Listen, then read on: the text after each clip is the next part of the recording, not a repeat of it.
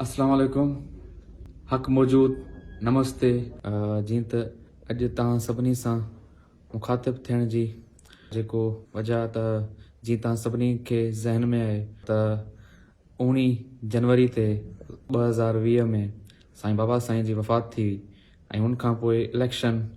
जेका आहे त उहा सॼो साल डिले थींदे थींदे वायरस जे बहाने सां बरसातूं विच में ऐं पोइ यको हलंदे हलंदे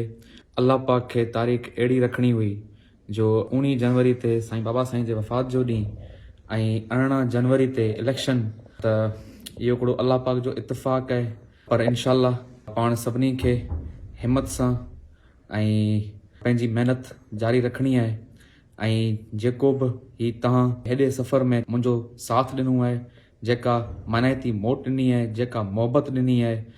मूं वटि अल्फाज़ न आहिनि त आऊं तव्हां सभिनी जो कीअं शुक्रियो अदा करे सघां, पर एतिरो ज़रूरु चवंदुसि त इन तव्हांजे मोहबतुनि ऐं कुर्बनि ऐं इंशाअल्लाह अल्लाह पाक खां दुआगू आहियां त अल्लाह पाक मूंखे तौफ़ीक़ ॾे, हिमत ॾे। जीअं साईं बाबा साईं क़िबला सैयद अली मदां शाह जीअं सॼी ज़िंदगी तव्हांजो साथ निभायो हर क़दम ते, हर मुश्किल वक़्त में, त अल्लाह पाक मूंखे बि तौफ़ीक़ ॾे, हिमत ॾे त आऊं बि तव्हांजो साथ आख़िरी घड़ी ताईं निभाईंदो रहां ऐं तव्हां सां सचाई सां ऐं ईमानदारी सां ऐं पाकिस्तान पीपल्स पार्टी सां वफ़ादारी ऐं चेयरमैन पाकिस्तान पीपल्स पार्टी बिलावल भुट्टो ज़रदारी साहब सां ईमानदारी ऐं वफ़ादारी ऐं सचो सिपाही थी रहां आख़िरी साह ताईं। बाक़ी हाणे जीअं इलेक्शन जा ॾींहं वेझा अचनि पिया ऐं बाक़ी ॾींहं रहिया आहिनि 2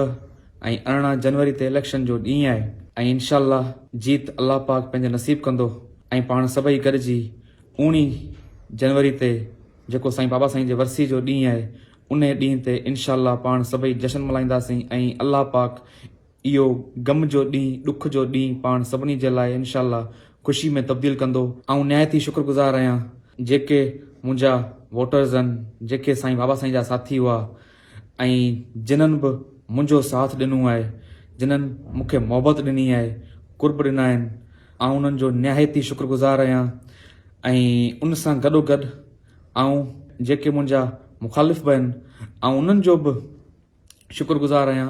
जो मुंहिंजी हर स्पीच ते उन्हनि एॾो ध्यान सां ॿुधो आहे जो मुंहिंजी स्पीचुनि खे, जेके मुंहिंजी स्पीचूं थियूं आहिनि त उन में कुझु स्पीचूं उन्हनि कढी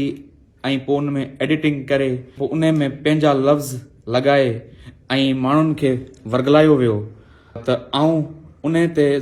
एतिरो ज़रूरु चवंदुसि, जीअं हिकिड़ी मुंहिंजी स्पीच निकिती हुई हाल ई में, त उते मूं अहिड़ी कंहिं बि शइ जो ज़िक्र न कयो ऐं जेके ॿुधण वारा आहिनि त उहे सम्झनि था पाकिस्तान पीपल्स पार्टी जा जेके वोटर आहिनि उहे जीअं पोलिंग स्टेशन ते वेंदा आहिनि त भुट्टे जा नारा लॻाईंदा वेंदा आहिनि ऐं वरी जॾहिं मोटींदा आहिनि त पोइ भुट्टे जा नारा लॻाईंदा ईंदा आहिनि। सो इहो एतिरो ध्यान सां ॿुधणु मूं नाचीज़ जी स्पीच खे ऐं उन्हनि जो दिलि सां शुक्रियो अदा करां थो। ऐं उनखां सवाइ हिकिड़ी ॿी स्पीच हुई जंहिंमें मूं पंहिंजे वोटरनि जो साथ ॾियण जो चयो पिए ऐं जेके मुंहिंजा साथी आहिनि, जेके पाकिस्तान पीपल्स पार्टी जा वोटर्स आहिनि, उन्हनि खे वर्गलायो न वञे, उन्हनि खे डराइण ऐं उन्हनि खे धमकी ॾियणु ऐं पाकिस्तान पीपल्स पार्टी उन्हनि जो दिलि सां तहफ़ुज़ करणु ॼाणे थी ऐं इंशाअल्लाह असीं पंहिंजे साथियुनि जो, वोटर्स जो, ग़रीब माण्हुनि जो तहफ़ुज़ करणु ॼाणूं था। ऐं शुक्रगुज़ार आहियां ग़रीब माण्हुनि जो ऐं जेके मुंहिंजा साथी आहिनि ऐं उन्हनि जो जेका उन्हनि मोहबत ॾिनी आहे, जेको उन्हनि साथ ॾिनो आहे ऐं आख़िरी घड़ी ताईं, आख़िरी पंहिंजे साह ताईं ऐं उन्हनि सां गॾु बीहंदुसि हर मुश्किल वक़्त में, हर मुश्किल घड़ी में ऐं उन्हनि जो साथ निभाईंदो रहंदुसि।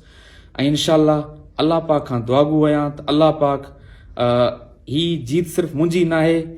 ही पूरी अवाम जी जीत आहे ऐं अवाम पंहिंजो फ़ैसिलो ॿुधाए छॾियो आहे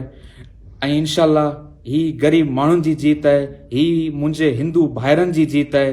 ऐं इंशाअल्लाह पाकिस्तान पीपल्स पार्टी ही हिकिड़ी फैमिली आहे ऐं असीं सभई हिकिड़ी फैमिली वांगुरु आहियूं ऐं इंशाअल्लाह इन में मोहबत ऐं भाईचारे सां रहंदासीं। इंशाअल्लाह तव्हां सभिनी जी महिरबानी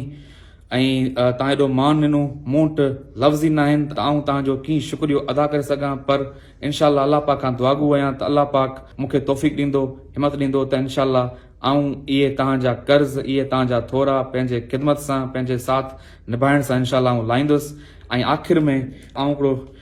शेर चवंदुसि, अलाह खर जीअन मंदी जिन जे मन में, असां ई पिरनि जो मेड़ाऊ पसंद, तंहिं पोइ मरन सड़ी उन ई सूर में। दीदी का वादा निभाना है, पाकिस्तान बचाना है।